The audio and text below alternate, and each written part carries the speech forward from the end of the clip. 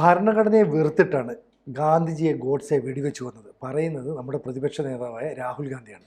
വിശ്വസിക്കാൻ പറ്റുമോ? ഈ എന്ത് വിശ്വസിക്കാൻ? അങ്ങേര് ബീഹാറിൽ ഇപ്പോൾ മറ്റേ വോട്ട് തണ്ടൽ യാത്ര നടത്തിക്കൊണ്ടിരിക്കുകയാണല്ലോ. അങ്ങനെ യാത്ര കത്തിഹാറിൽ എത്തിയപ്പോഴാണ് ഈ പറയുന്നത്. ശനിയാഴ്ച ഗാന്ധിയെ കൊന്നത് ഗോഡ്സെ ഭരണഘടനയെ വെറുത്തതിനാൽ എന്ന് രാഹുൽ ഗാന്ധി പറയുന്നു. ഭരണഘടനയ്ക്ക് വേണ്ടിയാണ് ഗാന്ധി ജീവൻ ബലിയർപ്പിച്ചത് എന്നും പറഞ്ഞു. ഈ സംഭവം നടക്കുമ്പോൾ, അതായത് ഗോഡ്സെ ഗാന്ധിയെ വെടിവെച്ച് കൊല്ലുമ്പോൾ ഭരണഘടന നിലവിൽ വന്നിട്ടില്ല. ഭരണഘടന നിലവിൽ വരുന്നതിന് മുമ്പ് തന്നെ ഗോഡ്സെയെ തൂക്കിലേറ്റുകയും ചെയ്തിരുന്നു. 1950 ആണല്ലോ ഭരണഘടന നിലവിൽ വരുന്നത്. 1949 തന്നെ ഗോഡ്സെയെ തൂക്കിലേറ്റി. അപ്പോൾ ഗാന്ധി കൊല്ലപ്പെടുമ്പോഴും ഭരണഘടന നിലവിൽ വന്നിട്ടില്ല. പിന്നെ ഭരണഘടനയ്ക്ക് വേണ്ടി ഗാന്ധി ജീവൻ ബലിയർപ്പിച്ചു എന്ന് പറഞ്ഞാലും തെറ്റാണ്. രണ്ടും പൊട്ടത്തെറ്റാണ്. പിന്നെ രാഹുൽ ഗാന്ധി ആയതുകൊണ്ട് പോഴത്തരം പറയുന്നതിൽ വലിയ പ്രത്യേക ലൈസൻസ് ഒക്കെ ഉള്ള ആളാണല്ലോ. അപ്പോൾ ഇത് പറയുമ്പോൾ അങ്ങേരുടെ കയ്യിലൊരു ചുമന്ന കവറുള്ള ഒരു ഭരണഘടനയില്ലേ, അകത്ത് വെള്ളക്കടലാസാന്നാണ് ആളുകൾ പറയുന്നത്. വെള്ളക്കടലാസ് മാത്രമല്ല, കാരണം ഇത് മുമ്പ് മറ്റേ ചിന്തൻ ശിബിറോ അങ്ങനെ എന്തോ ഉണ്ടായിരുന്നപ്പോഴാണ് ഇത് ആദ്യം വന്നത്, രാജസ്ഥാനിലോ മറ്റോ. അപ്പം അന്ന് വിതരണം ചെയ്തപ്പോൾ പത്രലേഖകർക്ക് കിട്ടിയതിൽ മുഴുവൻ അകത്ത് വെള്ളക്കടലാസായിരുന്നു.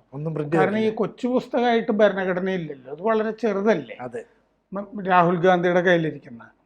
അപ്പോൾ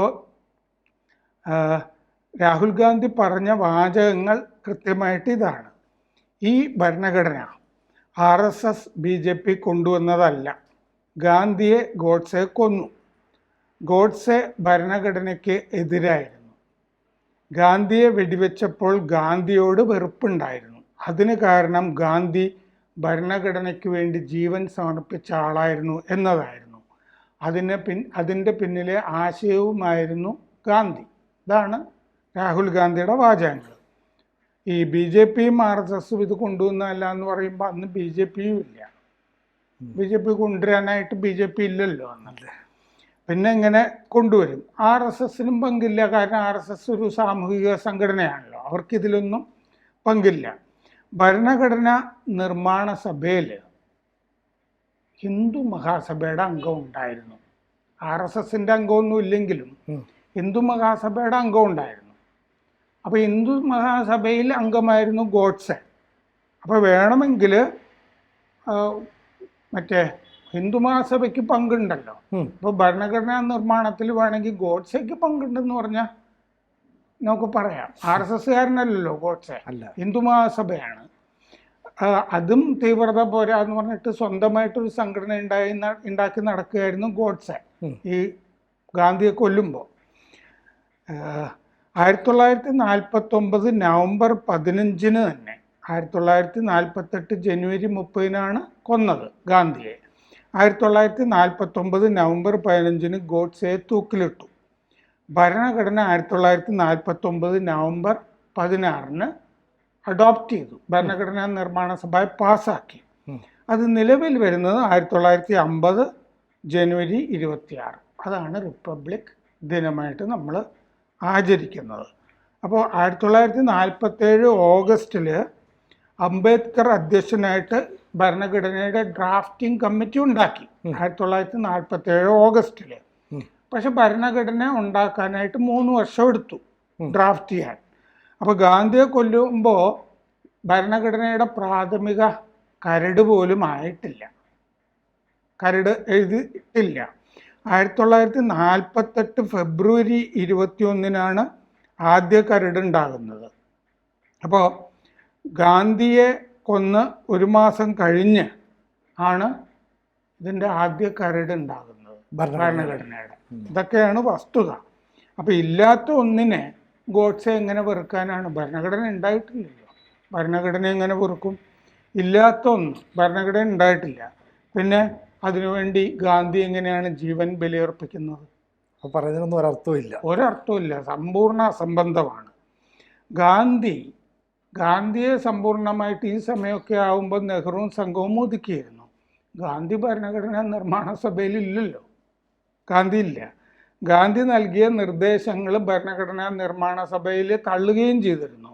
എന്ന് പറഞ്ഞാൽ ഗ്രാമസ്വരാജുമായി ബന്ധപ്പെട്ടിട്ടുള്ള നിർദ്ദേശങ്ങളാണ് നെഹ്റുവിനും സംഘത്തിനുമൊക്കെ ഗാന്ധി കൊന്നത്. സ്വാതന്ത്ര്യം കിട്ടുമ്പോൾ തന്നെ ഗാന്ധി ഡൽഹിയിലില്ലല്ലോ. ദുഃഖിതനായിട്ട് കൊൽക്കത്തയിൽ നവഖാലിയിലാണ് അദ്ദേഹം. കാരണം അവിടെ ഹിന്ദുക്കളും മുസ്ലിങ്ങളും തമ്മിൽ കലാപം പൊട്ടിപ്പുറപ്പെട്ടു. ഇതാണ് ഈ ലേറ്റസ്റ്റ് പോഴത്തരം രാഹുൽ ഗാന്ധിയുടെ. പക്ഷെ നമ്മുടെ നാട്ടിലെ മാധ്യമങ്ങളൊന്നും ഇത്തരം കാര്യങ്ങൾ ഇപ്പോഴും പറയുന്നില്ല. അപ്പോൾ രാഹുൽ ഗാന്ധി അവിടെ ബുള്ളറ്റിൽ പോകുന്നതിൻ്റെ ചിത്രങ്ങളടക്കം കൊടുക്കുന്നു, അതിൻ്റെ വാർത്തകൾ കൊടുക്കുന്നു. അപ്പോൾ എന്താണ് ഇത്തരം സാധനങ്ങൾക്ക് ഇനിയും നമ്മുടെ മാധ്യമങ്ങൾ? അതിനും പുറമെ രാഹുൽ ഗാന്ധിയുടെ പ്രസംഗം റിപ്പോർട്ട് ചെയ്യാനായിട്ട് ഇവിടുത്തെ ചില മുഖ്യധാരാ മാധ്യമങ്ങൾ ലേഖകന്മാരെയൊക്കെ അങ്ങോട്ട് അയക്കുന്നുമുണ്ട്. അവർ ഈ പോഴത്തരമൊന്നും കേൾക്കുന്നില്ലേ? അപ്പോൾ എത്ര കാര്യങ്ങൾക്ക് എത്ര പോഴത്തരമാണ് നമ്മൾ കേട്ടുകൊണ്ടിരിക്കുന്നത് ഇല്ലേ? അതെ. സംഭവിക്കുന്നതിനൊക്കെ മുമ്പ് തന്നെ സംഭവിക്കാത്ത കാര്യങ്ങളൊക്കെ സംഭവിച്ചതായിട്ടുമൊക്കെ പറയാറുണ്ട്. നമ്മൾ തന്നെ ഇവിടെ പലതും ചർച്ച ചെയ്തിട്ടുണ്ട്. RSS ആണ് ഗാന്ധിയെ കൊന്നതെന്ന് പറഞ്ഞതിന് കോടതിയിൽ പോയി മാപ്പ് പറഞ്ഞു. അതെ, പോഴത്തരായിരുന്നു. പിന്നെ സവർക്കറുടെ കൊച്ചുമകൻ സാത്യകി പൂനെയിൽ കോടതിയിൽ കേസ് കൊടുത്തിട്ടുണ്ട്. അതെന്താണെന്ന് വെച്ച് കഴിഞ്ഞാൽ മറ്റേ ലണ്ടനിൽ ഒരു പ്രസംഗത്തിൻ്റെ ഇടയ്ക്ക് ഞാനും എൻ്റെ ചില 5-6 സുഹൃത്തുക്കളും കൂടി ഒരു മുസ്ലിം യുവാവിനെ കൊന്നു, ഞങ്ങൾ ആഹ്ലാദിച്ചു എന്ന് സവർക്കർ പറഞ്ഞു എന്ന് പുസ്തകത്തിൽ എഴുതിയിട്ടുണ്ടെന്ന് ലണ്ടനിൽ പ്രസംഗിച്ചു. അങ്ങനെ ഒരു പുസ്തകത്തിലും സവർക്കർ എഴുതിയിട്ടില്ല. സവർക്കർ എഴുതേണ്ടത് ആത്മകഥയിലല്ലേ? അതെ. സാധാരണ നമ്മൾ പറയുമ്പോൾ ഇന്ന പേജാണ്, ഇന്ന ഖണ്ഡികയാണ് എന്നൊക്കെ പറയണമല്ലോ. അതെ. ഇതൊന്നും പറയാനില്ല. അപ്പോൾ അതിൻ്റെ പേരിൽ കേസുണ്ട്. ആ കേസിൽ മറ്റേ വിചാരണ വേണമെങ്കിൽ സാക്ഷികളെ ഹാജരാക്കുക എന്ന് പറഞ്ഞ് കോടതി ഉത്തരവായിട്ടുണ്ട്. ഇപ്പോൾ സാക്ഷികളെയും ഹാജരാക്കണം. അപ്പോൾ പിന്നെ ഗാന്ധി ഇംഗ്ലണ്ടിൽ ട്രെയിനിൽ നിന്ന് പുറത്താക്കി അല്ലേ? അതെ എന്ന് മറ്റേ പോഡ്കാസ്റ്റിൽ പറയുന്നുണ്ട്. സന്ദീപ് ദീക്ഷിത് അല്ലേ നടത്തിയ പോഡ്കാസ്റ്റ്. അത് കോൺഗ്രസിന് വേണ്ടി കോൺഗ്രസ്സുകാരൻ തന്നെ നടത്തിയ ഇന്റർവ്യൂ ആണ്. എന്നിട്ട് രാഹുൽ ഗാന്ധിയെ അതിൽ മണ്ടത്തരം പറഞ്ഞു. സൗത്ത് ആഫ്രിക്കയിൽ നത്താലിലാണ് അല്ലേ ട്രെയിനിൽ നിന്ന് ഗാന്ധി പുറത്തു പോകുന്നത്. അത് തന്നെ ഗാന്ധി മറ്റേ ഈ പറയുന്ന കഥ അത്ര ശരിയല്ല.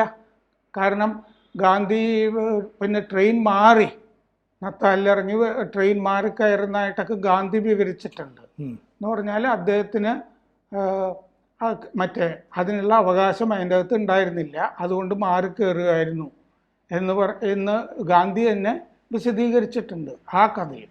ഇങ്ങനെ ധാരാളം ഞങ്ങൾ ഈ രാജ്യത്തിനെതിരെയാണ് പോരാടുന്നത് എന്നല്ലേ കോൺഗ്രസിൻ്റെ ആഫീസ് അതെ ഇനോഗ്രേറ്റ് ചെയ്യുമ്പോൾ, ഉദ്ഘാടനം ചെയ്യുമ്പോൾ ഡൽഹിയിൽ പ്രസംഗിച്ചപ്പോൾ പറഞ്ഞില്ലേ? അതിൻ്റെ പേരിലും കേസുണ്ട് രാഹുൽ ഗാന്ധിക്കെതിരെ. ശരിക്കും പറഞ്ഞാൽ ഇപ്പോൾ ഇത്രയും പോഴത്തരൊക്കെ പറഞ്ഞിട്ടും ഇങ്ങനെ നമ്മുടെ പ്രതിപക്ഷ നേതാവിനെ പ്രൊട്ടക്ട് ചെയ്ത് വളർത്തിയെടുക്കാനായിട്ട് മാധ്യമങ്ങൾ കൃത്യമായിട്ട് അജണ്ട സെറ്റ് ചെയ്തിട്ടുണ്ടല്ലേ പോകുന്നത്? അത് അജണ്ടയാണ്. എന്താണെന്ന് വെച്ച് കഴിഞ്ഞാൽ നമുക്കറിയാമല്ലോ, രാജ്യാന്തര അജണ്ട തന്നെ ഇതിൻ്റെ പിന്നാലെ ഉണ്ട്. കാരണം നാഷണലിസത്തിന് ഞാൻ എതിരാണെന്ന് ജോർജ് സോറോസ് പറഞ്ഞിട്ടുണ്ട്. അയാൾ ദേശീയതകൾക്കൊക്കെ എതിരാണ്. ഒരു രാജ്യത്തും ദേശീയത പറ്റില്ല. അപ്പോൾ അതുകൊണ്ട് അയാൾ ഇത്തരം കാര്യങ്ങൾക്ക് വേണ്ടി മോദിക്കെതിരെ അയാൾ സംസാരിച്ചിട്ടുണ്ടല്ലോ മ്യൂണിക്കിൽ, പിന്നെ ദാവോസിലും സംസാരിച്ചു. അതുകൊണ്ട് അയാൾ അദാനിക്കെതിരെയും അയാൾ പയറ്റുന്നുണ്ട്. അദാനി ദേശീയതയുടെ കൂടെയാണ് എന്നുള്ളത് കൊണ്ട് അദാനിക്കെതിരെ ഹിൻഡൻ റിപ്പോർട്ട് ഉണ്ടാക്കിയത് സോറോസ് ആണല്ലോ. സോറോസ് ഒരു കമ്പനി ഫ്ലോട്ട് ചെയ്ത് ആ കമ്പനി വ്യാജമായിട്ട് ഉണ്ടാക്കിയതായിരുന്നു ഹിൻഡൻ ബർഗ് റിപ്പോർട്ട് എന്ന് പറയുന്നത്. അപ്പോൾ രാജ്യാന്തര അജണ്ടയുടെ ഭാഗമായിട്ടാണ്. അപ്പോൾ ഇത് അവിടെ സാധാരണ ജനമാണുള്ളത്. സാധാരണ ജനങ്ങൾ ഇത് വിശ്വസിച്ചോളും, ഇത് ചോദ്യം ചെയ്യില്ല എന്ന് വിചാരിച്ചിട്ടാണ് ഈ കാത്തിഹാർ പോലുള്ള ഒന്നാമത് ബീഹാറിലും മുസ്ലിം മണ്ഡലങ്ങളിൽ കൂടിയാണ് ഈ യാത്ര നടക്കുന്നത്. ഹിന്ദുക്കളുടെ വോട്ടൊന്നും കിട്ടാൻ പോകുന്നില്ല അവിടെ, കാരണം നിതീഷ് കുമാർ ഇപ്പം ഇന്ത്യയുടെ കൂടെയാണ്. അപ്പോൾ അത്തരം മണ്ഡലങ്ങളിൽ കൂടി യാത്ര ചെയ്യുമ്പോൾ നിരക്ഷരായ മനുഷ്യർ എന്ത് പോഴത്തോ വിശ്വസിച്ചോളും എന്നും കരുതുന്നുണ്ടാവും. അങ്ങനെ ആകണമെന്നില്ല, പ്രകൃത്യാ തന്നെ മണ്ടനായതുകൊണ്ട് പറഞ്ഞതും ആകാം. അതിനാണ് കൂടുതൽ സാധ്യത. കൂടുതൽ വാർത്തകളും വിശേഷങ്ങളും നിങ്ങളിലേക്ക് എത്താൻ ABC മലയാളം സബ്സ്ക്രൈബ് ചെയ്യുക, ബെൽബട്ടനും അമർത്തുക.